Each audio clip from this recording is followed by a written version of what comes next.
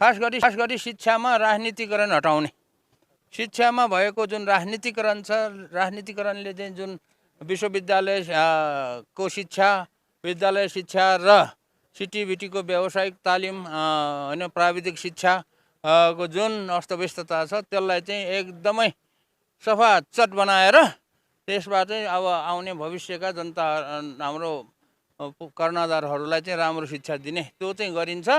अब त्योभन्दा बाहेक नेपालमा विज्ञान प्रविधिको विकासको लागि अनुसन्धान केन्द्र अनि नवप्रवर्धन केन्द्रहरू गोदेर राखिन्छ, सकेभन्दा धेरै राखिन्छ।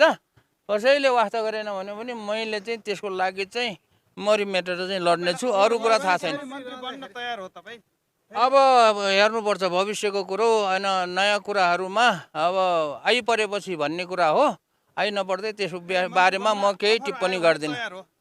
हेरेर मात्रै हुन्छ। तर यो निर्वाचनमा एक मात्र स्वतन्त्र उठेर जितेको उम्मेदवार हुनुहुन्छ होइन, स्वतन्त्र रूपमा अरू धेरै उम्मेदवार हुनुहुन्थ्यो तर तपाईँ एक मात्र उम्मेदवार हुनुहुन्छ स्वतन्त्र। 10 ठाउँमा उठ्नु पाउने भएको भए म 10 ठाउँमा उठ्थेँ। तपाईँ एकजना स्वतन्त्र उम्मेदवार जित्नु भएको, अब रासोपातिर तपाईँ जाने वा त्यो दलसँगको सहकार्य कस्तो हुन्छ? दलसँग सहकार्य हुन्छ होइन, दलसँग चाहिँ झगडा गरिँदैन, मिलिन्छ, काम गरिन्छ, राम्रो गर्नेलाई एकदमै मद्दत गरिन्छ।